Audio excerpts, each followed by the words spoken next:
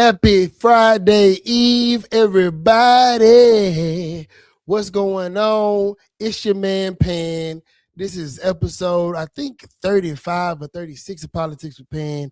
And today I have a very special guest, somebody that I'm a fan of, and I hope that y'all will be a fan of, the infamous Dr. Marlon Smith. What's going on, player? Nothing but stuff. Nothing but. I didn't know I was infamous. I've been told that a few times. I'm trying to get out of the infamous category, but that's all right. Hey man, I'm gonna tell you, there needs to be more brothers like you out here in the space. Loud and proud about blackness, and wanting to educate people on things that surround black people, and trying to do somebody that is a steward of good for blackness. What I'm saying, that is forever going. For me, it's gonna live in infamy. Anybody that's gonna go that hard for the race deserves to be put up there on that pedestal where they belong. So go ahead, take your flowers, brother. I appreciate that, sir. I appreciate that. Yeah, no. So Dr. Smith, I can tell people, what I know about you, but why don't you let them know who you are? Well, I mean, I'm just a brother from the hood. I'm from the south side of Fort Worth. I get that a lot of people think about all the things that I've done, and I'm blessed of God that I've had a chance to do a lot of different things, and I'm proud of that work. But all I am, brother, really is just a servant of God. I'm trying to change the world for the thing that he claimed to when we pray the Lord's Prayer, when we say, thy kingdom come on earth as it is in heaven. And so my work has been, over the last 30 odd years, has been to do just that, or to do what Dr. Martin Luther King called the beloved community. I have worked to do that work. I've worked as a community organizer and activist. I've worked in the church as a church leader, and at every different level. I've been an educator in K through 12 and universities. I was a nonprofit executive for several years, and now I'm a professor. I'm the director for the Center for Africana Studies, Africana and African American Studies at the Center at University of South Carolina Upstate. And I decided to, while I still have my full faculties, to become a full-time professor to train the next generation of Black change agents and invest in them and prepare them for their futures the way many of my professors, we've talked about Dr. Alex Brown, the way individuals like Dr. Alex Brown did for me when I was a Black radical student on the campus of the University of Houston. Yeah, he told me a couple stories about you back then. I'm sure he did. Yeah, he did. He told me a couple stories about you back then. But he said you've been fighting the power. And I think that's really what it's all about. And especially in these times, like there's so much misinformation. There's not a lot of community, I feel like, amongst Black people, brothers and sisters. And I feel like, that North Star that we once had, and, leaders like Dr. King and leaders like Malcolm X and things like that, we don't necessarily have that anymore. And I think like people like you are like cutting through the fodder of that, because, we, like I get to say, we need wise OGs, right? Like people who will give it to you straight, but also let you know that it's cool to be smart. Right, like it's cool to be a brother who is well read and well spoken, but you can still be from the South Side, right? Like you can connect with the people, but like something, you got something about you, and that's like, that's like, for me, that's gangster, right? Like that's what gangster look like, right? It ain't bang bang shoot 'em up. It's somebody that can go toe to toe with other people who are intellectually astute, and make your point and make that point seen, and be able to have impact with that intellect. And, from what I have seen of you, brother, like that is something that you have made, your life's work is, wow. Like, cause I can, please remind me the name of the event, but the event that you had at Greater St. Matthew, like that's an example of that. Could you tell everybody about that? Yeah, so that was the Erasure of Black Men series. And so we're doing a series of fireside chats around the erasure of Black men. And what we mean really by the erasure of Black men is the ways in which narratives about Black men have been, over the last couple of decades, been advanced and propagated, usually without the voice of Black men and without the research about Black men. Mm-hmm. So we usually I have found that we have started to construct a narrative about Black men that is, one, not realistic to their lived realities for most Black men. And also we've created, I try not to use all these Black academic languages, but a lot of Black, anti-Black, misandrous language that really are disparaging, that are built on white feminist academic work that is based on racial bias and prejudices. And we've employed those into Black intellectual thought without a real critique of what white women were saying about Black. Yeah. And so part of what we wanted to do was to begin the process of giving voice back to Black men so that we could address the real disparities that Black men are facing. We often talk about the criminal justice system. I worked in the criminal justice system as a reentry manager, working in a pre-release prison reentry program for over a decade, and that's real. But the criminal justice system is tied to our educational system, which is tied to our economic conditions, which is tied to then our health conditions, which is ultimately tied to our life outcomes. Yeah. And so we have to understand these interconnected and systemic and structural issues that are impacting Black men. And without Black men speaking, we sometimes allow then other people to advance narratives about us that is not for us. Why do you think that there has been such a suppression of the voice of Black men, like here? I don't know. I say like in the last like 30 years. I can make a whole bunch of speculations. I don't know. I mean, I can say a whole bunch of things that might be my opinion on it. I think in the end, it is just that we have never in this country appreciated or wanted Black men to operate in Black maleness because they fear that. So during enslavement, they ensured that there was always a degendering of Black men so that, I don't like saying emasculating. I don't think that masculinity is in the hands of other people, but you can degender us. In other words, take away the what it means to be male in the world and a social construct. So whatever privilege we ascribe to manhood and maleness, Black men didn't get that. Even in enslavement, we often don't think about something as subtle as we live in a patriarchal society, which means that inheritance goes through the lineage of the father, right? Yeah. But that's not the case in enslavement in the United States. Lineage went through that of the mother. Yeah. So that if a Black woman was enslaved, then her children were enslaved, right? Mm-hmm.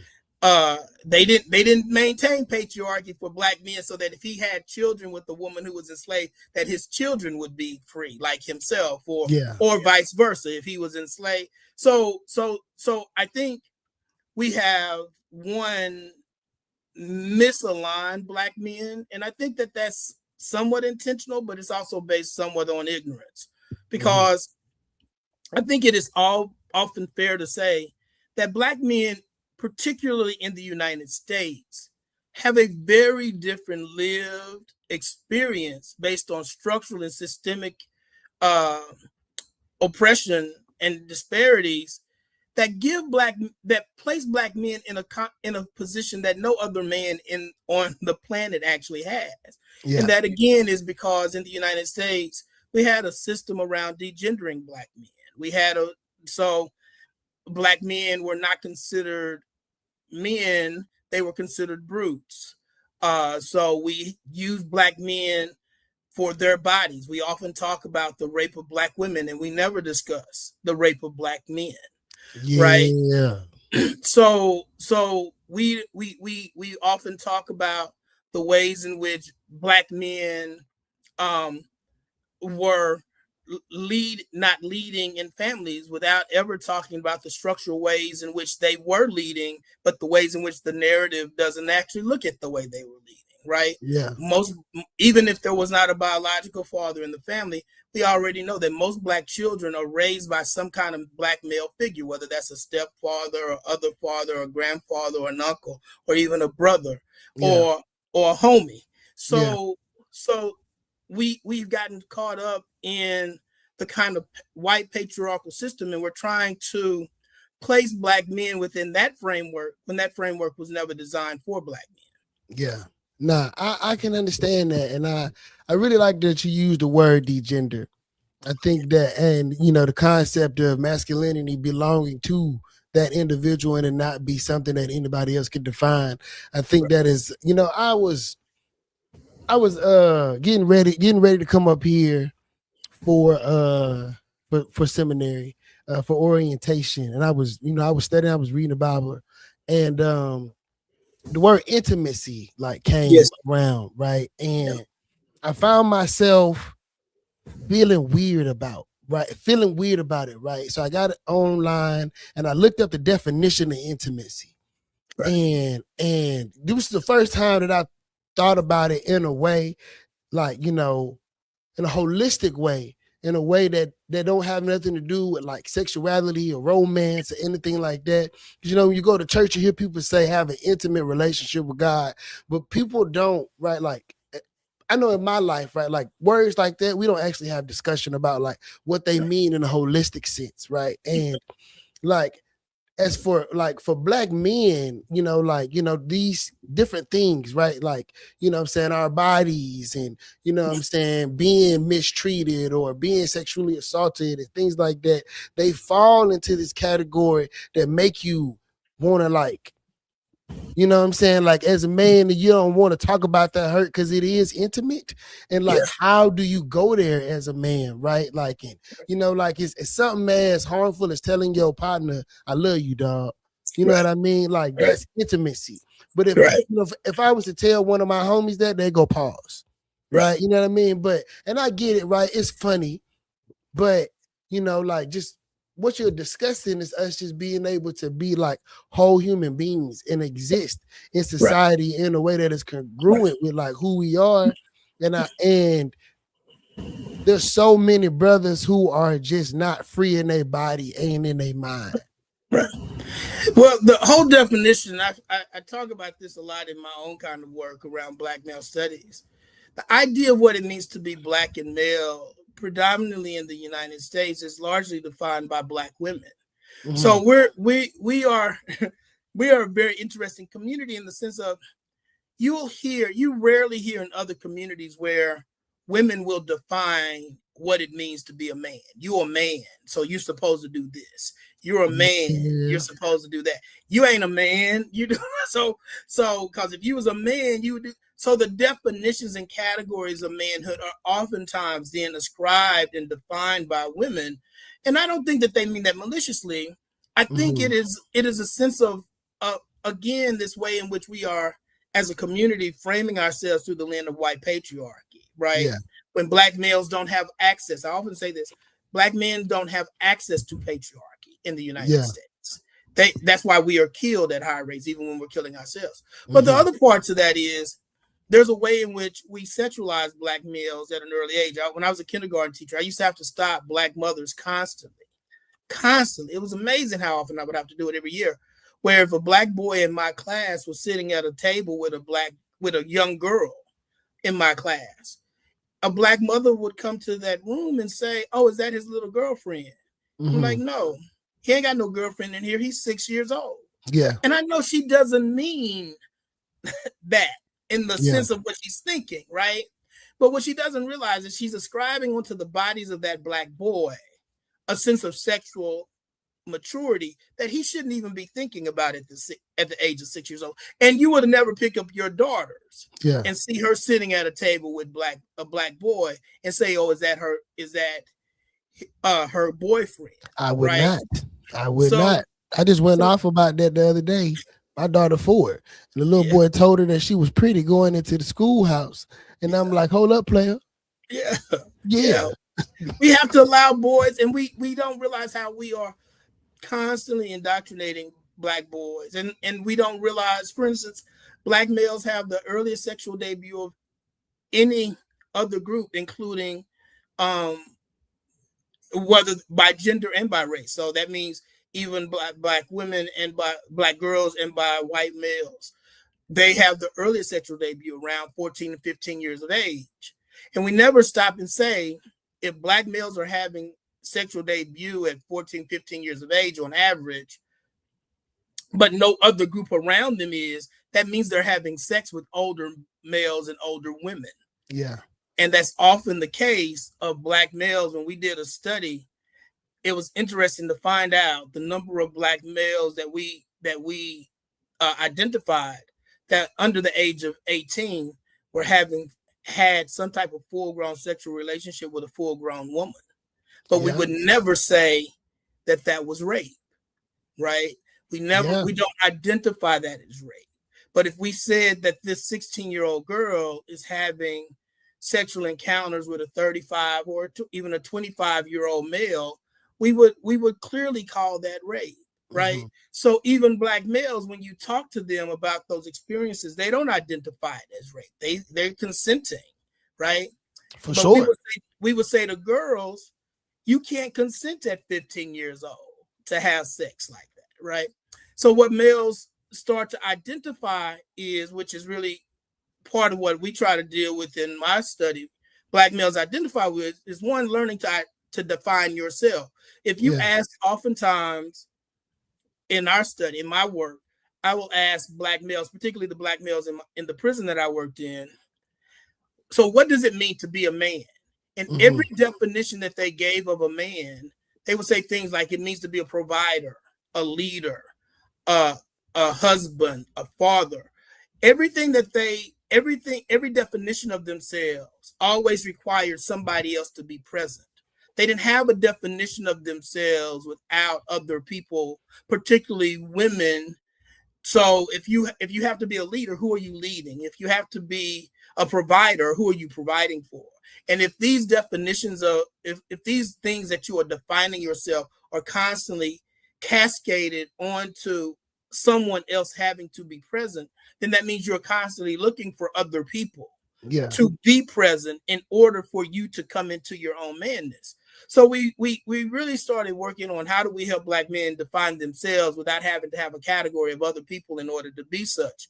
But the other part that we started realizing that black men needed to do, and they do this, but they do it in a way that tries to avoid having social stigmas placed on them, which is intimacy. Black men long for intimacy.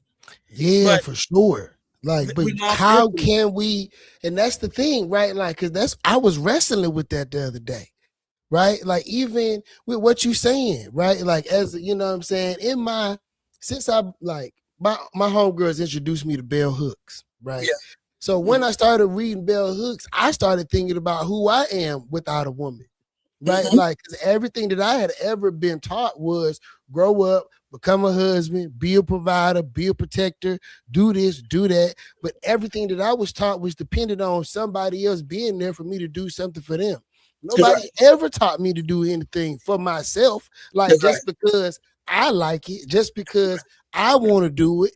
And even in like relationships with women, that mindset of me, like, because we're all taught that. They're taught that we're supposed to do that for them. So then, like, when I see a lot of men who, when they find themselves wrestling with like that, who am I moment and like, what am I gonna do? Like, them doing things for themselves is infuriating for the woman, right? Because what do you like? What is it with me, right? And then now you are pulling away from like what you want to do or who you feel like you should be as a man because it's in conflict with like the social norm. And Yeah. I don't think there are enough safe spaces for men to have those conversations, especially black men. Yeah, I don't. Yeah, I'm a. I don't know what safe space means. Black Mm-hmm. men don't have. I don't know what safe space means, because every place that Black men step, there's a lure of danger there, even if Yeah. it's sometimes with other Black men. I think the thing that we have to begin to do uh, is create vulnerable spaces. Hmm. And vulnerability means that I sometimes put myself at risk. Yeah. Vulnerability means that I have the potential of being hurt. I talk to people all the time, and when I start doing these social surveys around Black males, well, there's just certain things that we don't even realize, that black men live in a constant state of fear, and live oftentimes in a constant state of fight. So in Yeah. other words, like something as simple as you asked an average, when we started, like, I forgot this question that we asked, but Black men won't sit in a restaurant with their back towards the door. Yeah. You know, like the kinds of ways we've asked these questions, and we find that Black men are constantly navigating the world, uh, waiting for whatever assault or attack, right, that Hmm. comes along, and that means that we don't live in a real state of freedom ever. Yeah. And I think because we don't, we constantly hear Black men use words like, "I'm just trying to find peace." Yeah.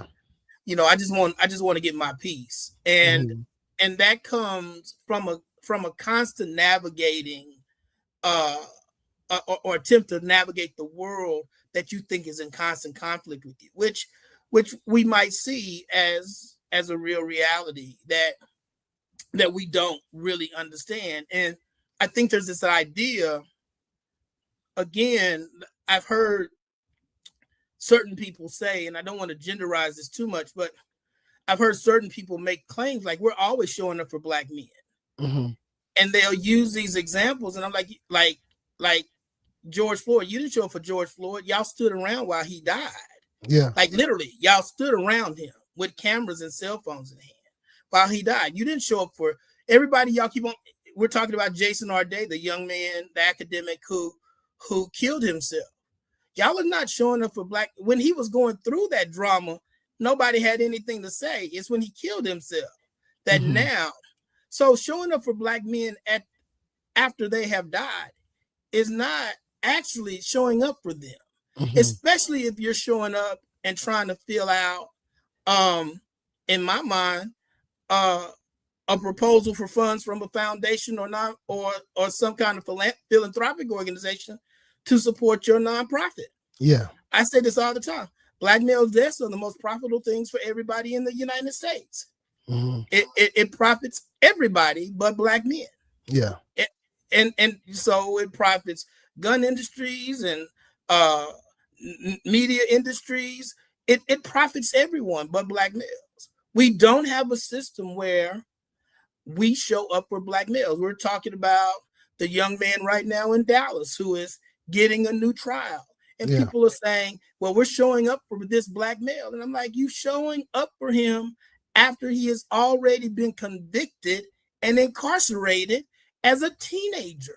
You're Yeah. late. His life has already been negatively impacted.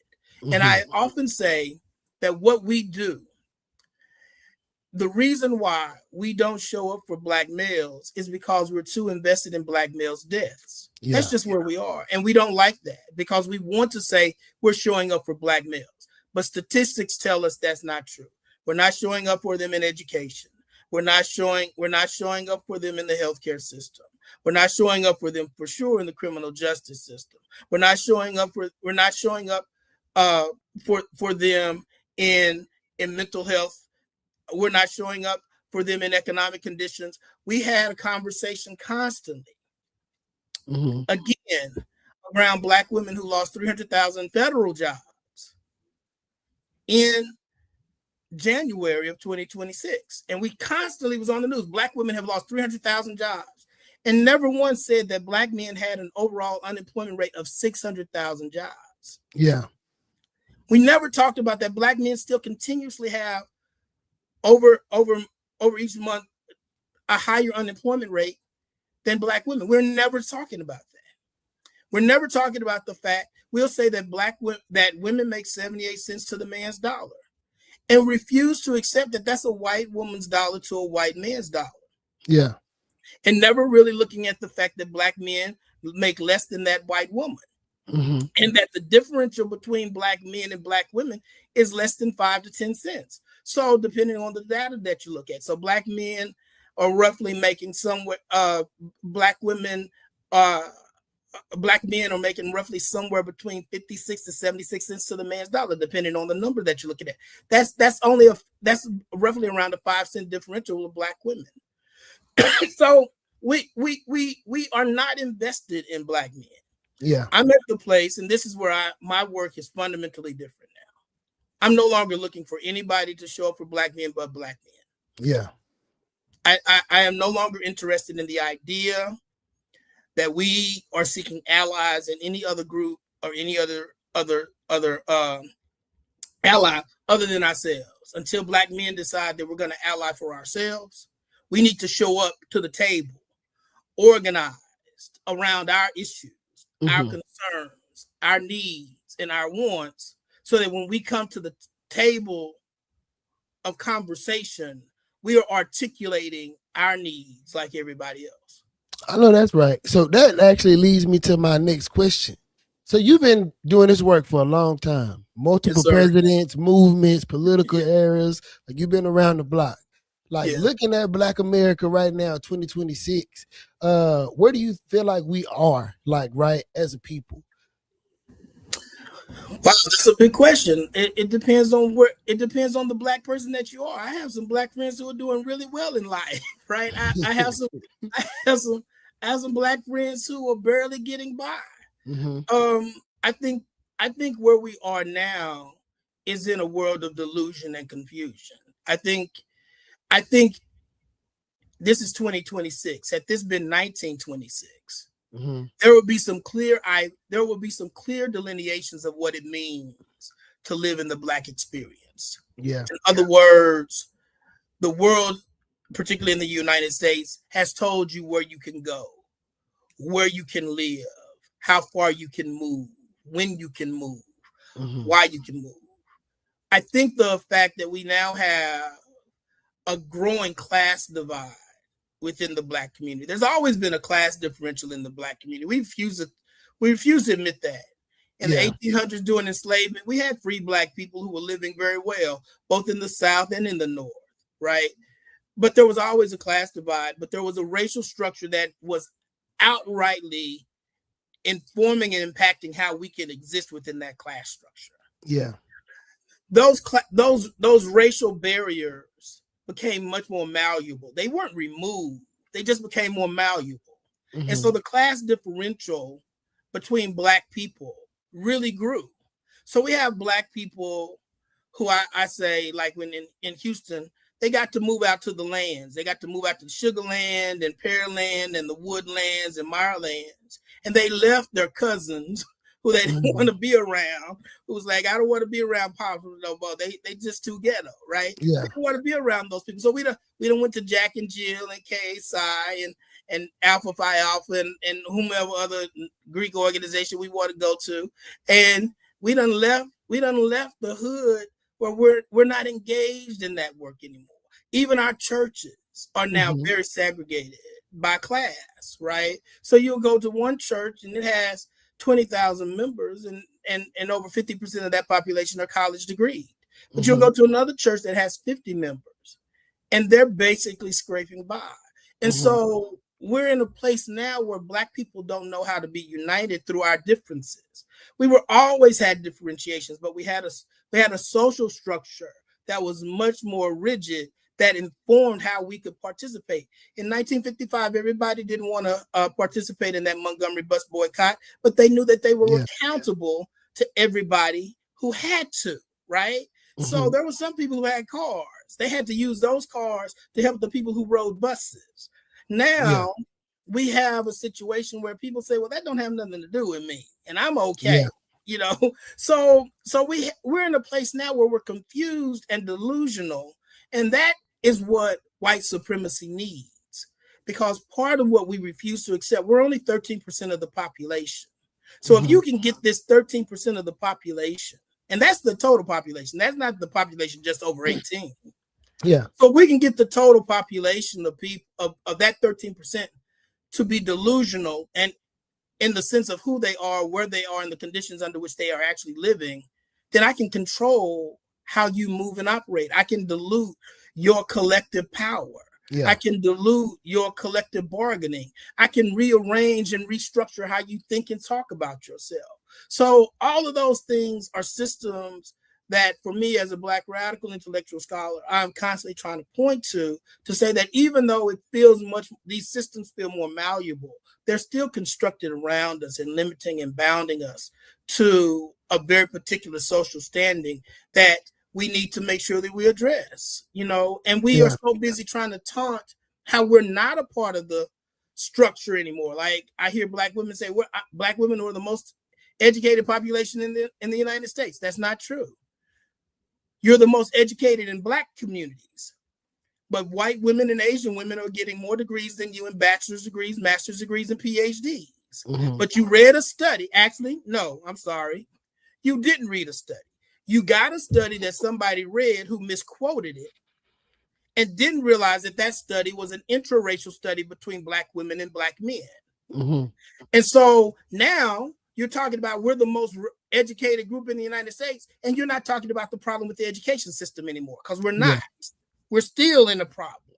Mm-hmm. So these are the things what I mean by delusional and illusional, because the reason why we're doing that is because we're trying to talk about our class status. Yeah. But your class status hasn't made you free. Yeah. It just made you crazy. Mm-hmm. Because now you don't know that you're still oppressed and why you're oppressed. Mm-hmm. You think it's Black men. Black men ain't got a job for you because they ain't hiring. They're not in no CEO office and executives. We done did that work.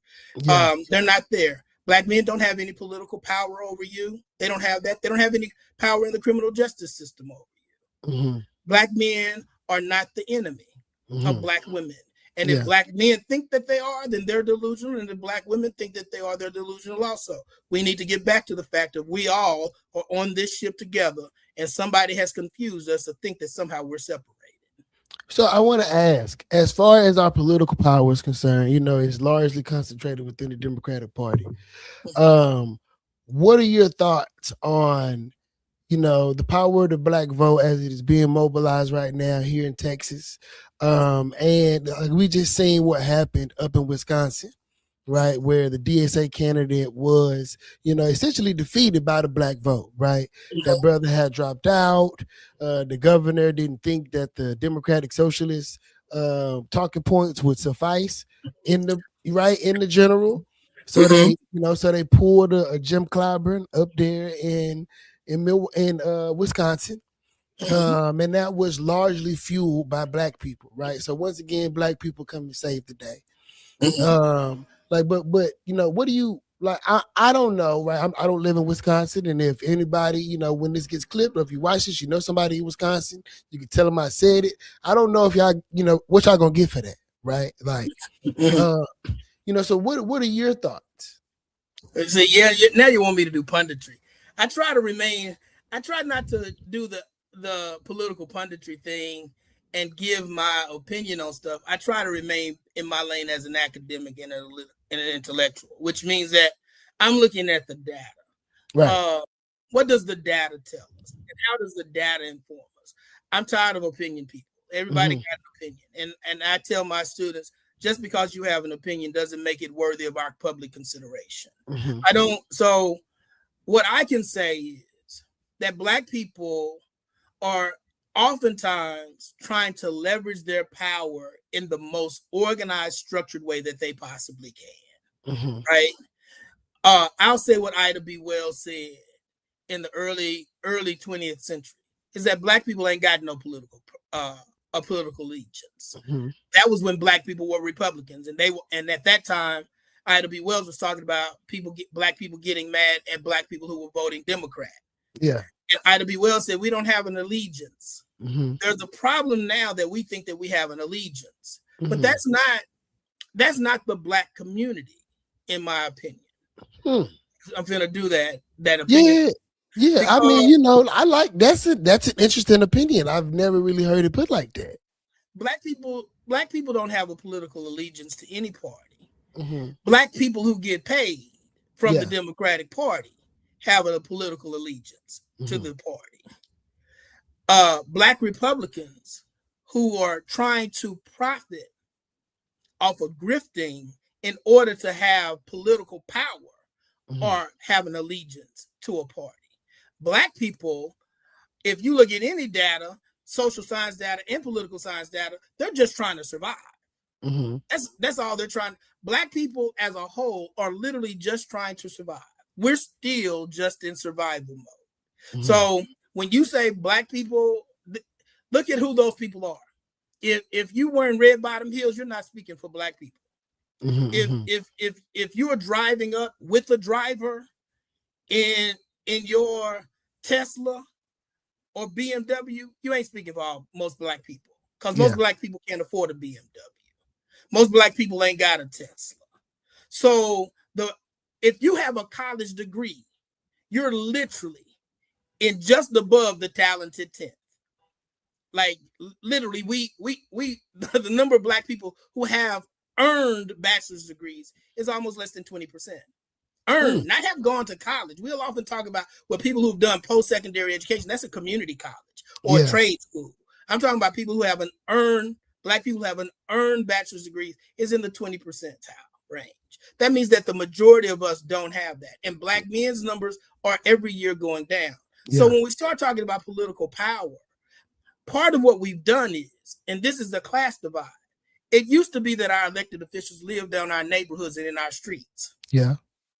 Now, many of those elected officials that we're voting for don't live in our neighborhoods, or they live on the edge of our neighborhoods in the gated communities that we can't access.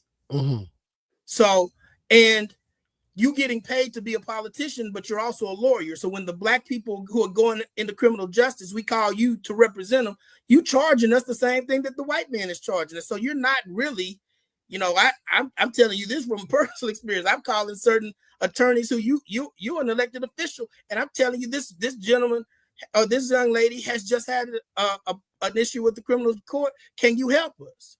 And you sending me your fee rate. I get you. You got to eat.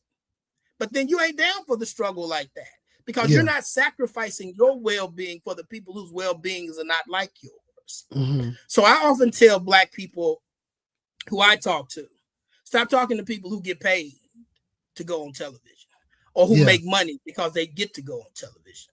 If your money is tied to being in the party, then that's the problem. And so we need independent institutional building. And that's what the work that I'm working on now. I'm only working on trying to build institutions back up that we have let go. We have let all of the institutions that got us thus far go. We've let go of the Black church. For as frail as it was, it kept us in our right minds. We have let go of black educational institutions. We have let go of our freedom schools. We have let go of our economic institutions. All of those things we've let go. And now we are where we are. And why do you think, right? Because I'm a millennial, right? I didn't have anything to do with the dissipation of these institutions and things like that, right? But those, right, and I would think these people would be senior to you even, who were in charge during the time of, like, I would say, the Great Transition of, of the power from, it being segregated in the hands of Blackness, and then, the white ice being colder, as Dr. Brown says, and them, that's my boy, and he always say that, in that strong Alabama accent, that white ice is cold. You know what I mean? Yes, it is. And what, like, because I was talking to Stacy on the show 2 interviews ago, and she was, and I was saying, like, I'm not really giving them a pass for that, right? I get that they was trying to, I don't really know what they was trying to do. For real. What who was trying to do? Whoever was in charge, like all the people who gave up all the Black, the little power and economic viability that we had, and then they told everybody, y'all, we should definitely go stand closer to white people. They are going to do right by us, and the closer that we stood to white people, the less right they did by us. And now we can stand close. They'll let us go to the school or whatever the case may be, maybe. right? I was just talking to an older gentleman who owns a club that I'm not gonna name on the show, right? But it was closed down and it was a staple in the Black Houston rotation. And he was attacked by the non-black people who lived around his business, and they went, to the city and they complained and they called the police and they called the governor and they did all of these things to destroy this black business and put all of these 60 people out of work, and the city loses tax revenue. You know what I mean? And that, he was in a space that where we don't populate in the city, right? But like we was going over there, they wasn't having that, right? So like whenever that seems to be the case all the time, right? So the people, right? Like we, what I'm saying, like I don't know, I know they eminent domain places like the Black Bottom and stuff like that, right? But there was some leadership, right? Like somebody that looked like me was in leadership. Like, and they was in that room having that conversation with them people who don't look like me. Right. So like, how much of a pass do I give you, right? For, doing good business. But like, who was the good business for? So I think there's a couple of things that we do. There's an old song Billy Joel used to say when I was a young boy. And in the phrase of the song, he said, the good old days wasn't always good, and tomorrow ain't as bad as it seems. Right. What we sometimes do is we glamorize history. Martin Luther King and Malcolm X weren't the only leaders. Yeah. There was James Farmer. In fact, I often say as Martin got older, Martin didn't lead and move these protest movements. He showed up with the role that he played in that, which was to bring television cameras, right? So part of what we do is we always think that there was one leader, there was one movement in the civil rights movement, for instance. There was countless movements going on. Some failed, some succeeded, some actually merged with other movements. And then there were places where there was no movement at all. Black folks were just existing in the world, however they were existing. Yes. We often think that movement was all across the United States. And that's how we look at history. Yes. There were not. And so that's the first part of that. The other thing that we have to remember is the majority of us are descendants of people who didn't do nothing in the civil. They just worked and lived their lives. We often like to think that all of our grandparents were walking with Martin Luther King and Coretta Scott King. They wasn't doing that. They was going to jobs. They were working and paying their bills. They were raising their kids. And that meant that the majority of us were granted benefits that we really didn't participate in. We didn't actually participate in that. We just got it. Yeah. It's like anything else that you might get that you didn't really work for. Somebody just gave it to you. Now you got the ability to vote. When you were saying to Martin Luther King, you need to sit yourself down, you're being a troublemaker. That just wasn't just white people saying that. That was Black people saying that. We talk about this in Houston, right? There was only one church in Houston that would allow Martin Luther King to speak. That was William Lawson at Wheeler Avenue Baptist Church. He wasn't. In fact, he was a young preacher with a very small congregation back then. Yeah. What were the other preachers doing? No, they didn't want it. In Fort Worth, they met Martin at the bus stop, gave him a ticket, said, "We don't need you here." So the idea that there was a huge collection of Black people doing all this radical civil rights work ain't true. Most Black people were sitting down, minding their everyday Black mind businesses, and that's what they were doing. So part of what happened is, then we ain't passing down how we got this. We just inherited it. Yeah. But there's a third thing that I want people to always understand, and this again is history. I remember when I went to Selma, Alabama, and I was, touring King's old house in Selma, along with some of the other houses of activists at that time who were housing the freedom riders like John Lewis and others as they were going around the country. And in one of the houses, an older lady who was old enough to be my mother, actually. She was just touring us the house and telling us about how her father and her mother helped lead the movement, working with King, housing and sheltering freedom riders and other civil rights activists. And when I asked her, I said, well, what was it like to meet and have John Lewis as a kid in your house? And she said something to me that made me think. She said, well, I don't really know because I was just a child. I was just like about 6, 7 years old. Yeah. I didn't really know. I was just living. Like, so she knew Martin Luther King, but she knew Martin Luther King as a 6-year-old. Yeah. 7-year-old. And it made me start going back and look at a lot of the people that we call icons. Let's say talk about Ruby Bridges, who was a young girl at that time to integrate school in New Orleans in the ward, right? And we see her with picture this little girl with these 2 federal officers following behind, white federal officers following behind her. But let's listen to Ruby Bridges' story, because Ruby Bridges tells you out of her own mouth that when she was going to school and she saw all these white people yelling and jumping and all this other stuff, she thought that it was a Mardi Gras. She thought they were just celebrating Mardi Gras. She didn't know that they were protesting her. Part of what we forget is that the movement and the things that we've inherited happened actually by people who were born in the 1920s, the 1800s, and the early 1930s. Yeah. By the time we get to the 1950s, if you're born in the 1950s, the Montgomery bus boycott happened in 1955. You was only 5 years old when that happened, right? You was just a child when Brown v. Board was passed. Right. And even 10 years later, you was just in high school.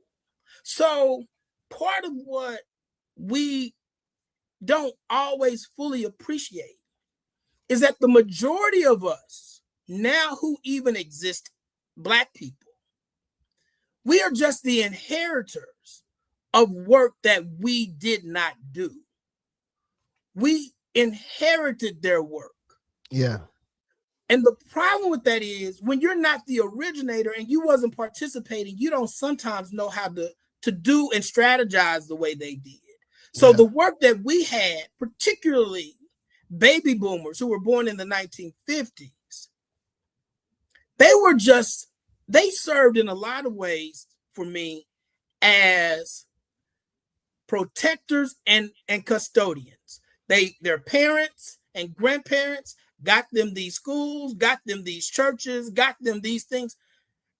And they literally were custodians, but they didn't know how to keep it. They didn't know how to build it. They didn't know they wasn't in the rooms with the strategy working. Yeah. Their work has largely been that of maintaining it. Yeah. Maintaining the system that we have gotten, and hoping that by maintaining, we can move forward. They wasn't a part of the radical work. And I keep on using the word radical because I want us to use it in the academic sense. I got to give you a clue bomb. Hold on. I got to give you one. I got to give you a clue bomb just because you just blew my mind right now. Like, oh my God. Like, I never thought about it like that. Never thought about it like that. And it makes so much sense because if you give somebody a business and they don't know how to run it, it's gonna fail. Or they're gonna get swindled out of that money. Yes. And that is why we ain't got shit. Well, I think that's part of it. I think it's part of it. I think we think that the people, the baby boomers who we're talking about, they were the people who got to integrate that school. Yeah. But they weren't the parents who sent Ruby Bridges' parents sent her to school. In fact, the only reason that she was there by herself was because the parents of the other child who was going to go with her, they pulled out. Mm-hmm. What we also don't remember is that Ruby Bridges just went to school. Ruby Bridges didn't participate. She went and lived her life. She was not engaged in the civil rights movement even in the 60s and the 70s and the 80s. The movie came out, and she came back and she started, and God bless her. But who we really need to be concentrating on, in my opinion, is not Ruby Bridges. We need to be concentrating on her parents. Mm-hmm. What were her parents having to decide?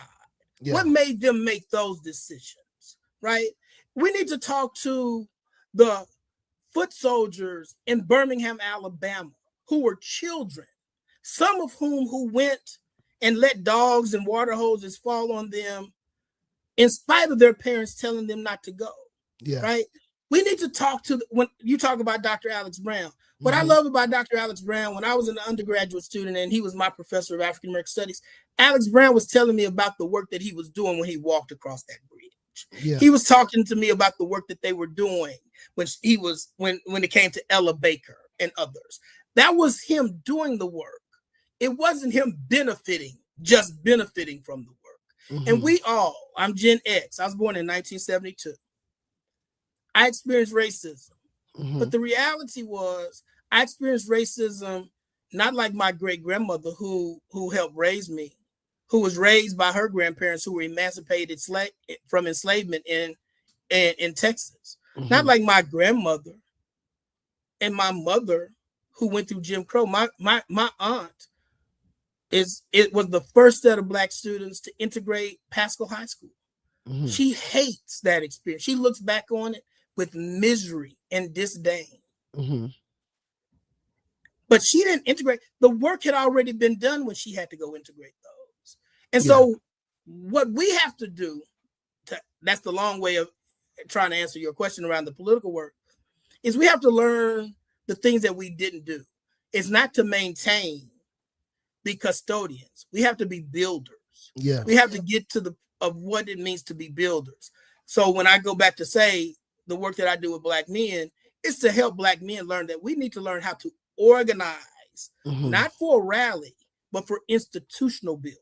Yeah. So what was it like to be a part of the Niagara movement that eventually decided if the Niagara movement is going to be successful, we're going to have to get some white people that's going to help us fund this because we're broken. We can't move it forward. And it's going to be the NAACP. And how is that going to change when white folks give us money and we're now the NAACP and not the Niagara movement, right? We're going to have to ask that kind of question. What is it going to be like when we're trying to be in a political party, for instance, the Southern Freedom Caucus, right? And we want to be seated in a Democratic Party that we know is outwardly racist. What do we have to sacrifice? They are making those decisions in real time. We do that all the time.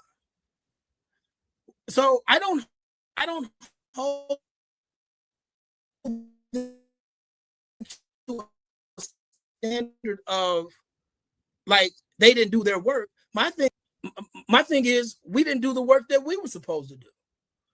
We thought it was just about maintaining what they did, and we should be building on what they did. Yeah.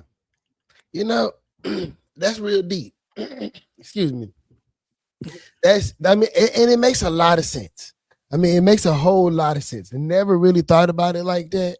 But like I think that's probably the best perspective I've literally ever heard as to why there's so much disorganization in these legacy Black institutions and why it's like, man, dog, like, not to be like negative, but like, why y'all didn't do a better job? Like, you know what I mean? And you get all these old schools to talk to you about not being mediocre, be excellent, do this, Black excellence, Black this, Black that, Black this. But every neighborhood, it ain't no plumbers. I say this all the time. It ain't no grocery stores. It ain't no doctors. There's no pharmacists. There's nothing. There's nothing that makes a community except for people live there. But all of the amenities that make a community whole, they don't exist. And everybody, it don't matter, everybody who lived in the inner city and then decided that they was going to take their money and move out to the suburbs so they can have the amenities that, share amenities with those who don't look like us, but they got the money and they could partner up and come together. And we could have just like a fresh food bodega. It don't got to be a huge supermarket, but like that white ice so cold, man. Well, yeah, but again, if we look at history, right, we can explain that because when we had our plumbers, when we had our electricians, when we had our builders, when we had our pharmacists, we were still undernourished. We were still dying at earlier rates than white people. So back then, we looked at it, and I know this for a fact. My great grandmother, her brother, who we call brother was a gardener, and he's the gardener. They didn't have electrical tools back then. And when I was young, I used to want brother to teach me how to hedge the bushes because he could hedge that bush and it would just look so neat and so clean.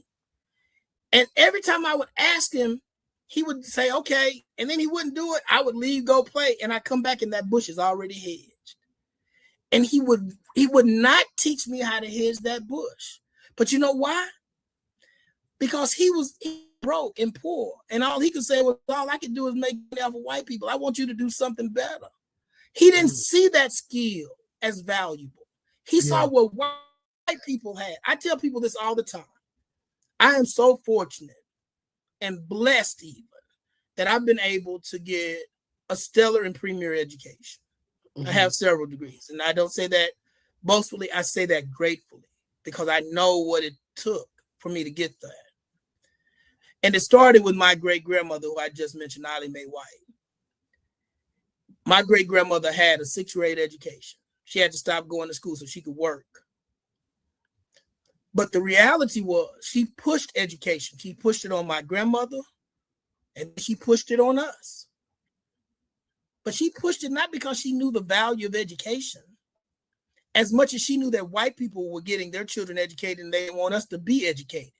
And she knew that if white people had it and they didn't want us to get it, it must be something that we needed. That's all she knew. She didn't know nothing about, Yeah.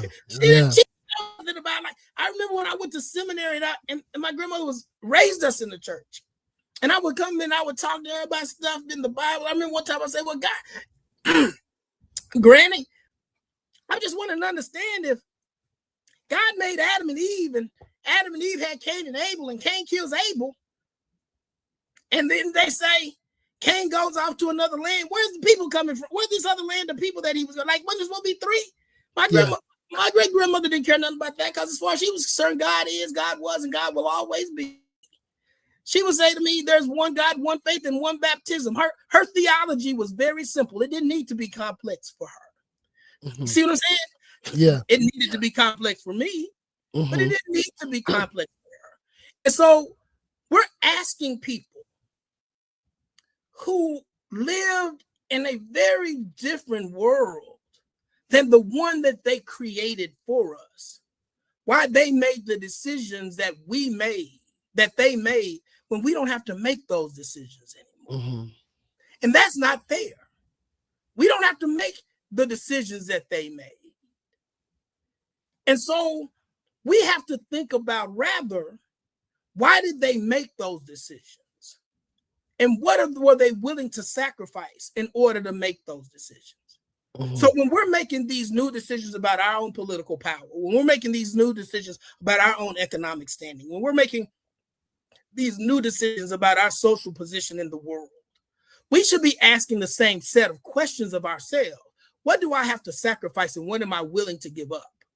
Yeah. What is the thing that I'm going to have to deny myself of, and who gets to benefit from it? My great grandmother didn't do what she did because she thought she would see the fruit of that labor. She did that for my grandchild who's never met my great grandmother. Yeah. That's what she did it for.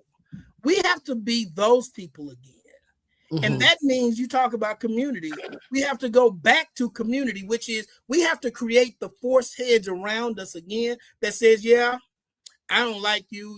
You buy shifters and I'm not this and you are that, but we still got to figure out how to work together. But we got too many choices now. And I hate to say that. We're overwhelmed by choices, and we've had them. I'm a different world generation. I'm so glad that a different world is coming back in the reboot, because that raised many of us who ended up going to college. And I remember in the show, Felicia Rashad, Claire, who played Claire Huxtable in the Cosby Show, had come to a different world on Hillman College campus to do job interviews to help those Hillman students determine what they wanted to do and be in life. And there was one student, Freddie Brooks, who Cree Summers played in that show, who was just this kind of out there, wild person. And she interviewed with Claire, and she wanted to be the first one. She said, well, I just want to do this thing so I can get it over with, because I have some stuff I want to do, some architectural work that I want, archival work that I want to do. And she ended up telling Claire Huxtable she was only there because she wanted, out of respect for her, but she didn't believe in Claire because she just represents the system that she's trying to get away from. And so Claire went and said, well, you have to stay. She said, okay. And she went off, and Cree in this show, I don't know if you watched A Different World, discovered a spot on the Underground Railroad under one of the dormitories. And it became this big old deal. That's what she was trying to get back to. Mm-hmm. And Claire Huxtable came to her. And I remember this so vividly in the show because it made me think of myself. She said when she first met the character, Freddie Brooks, she said, Freddie, I wanted to weep for your parents when I first met you. She said, but you've just proved it, that there are so many different ways that we can be valuable in the world. And that she said, Claire Huxtable says to this young lady,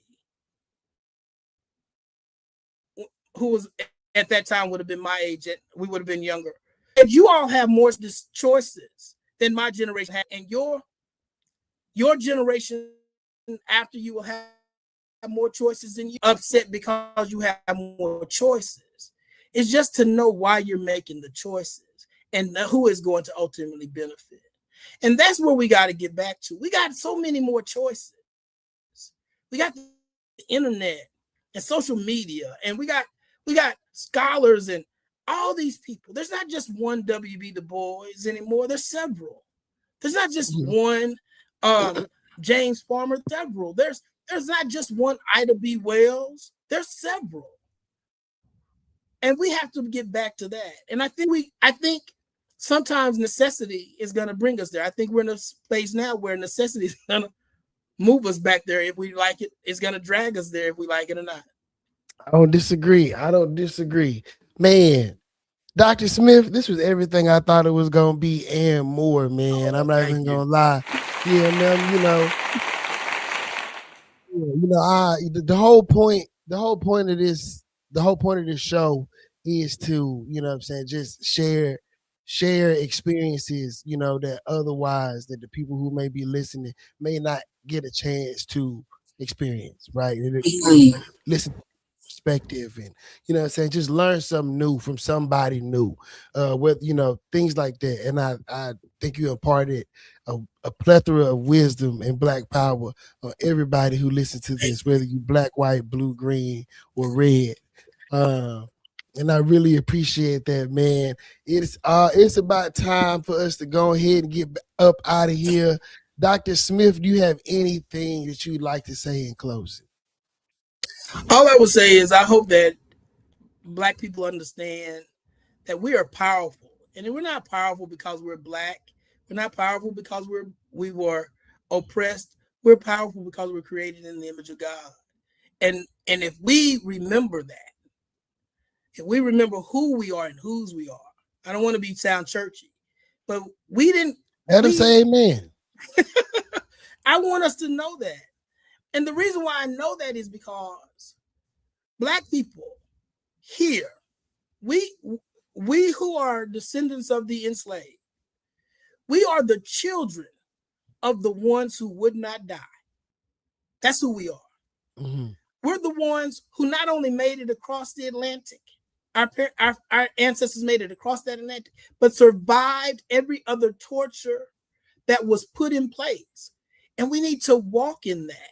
We need to present ourselves as such, so that when we walk in a space, we remember who we are And ain't nobody else been able to do what we have done.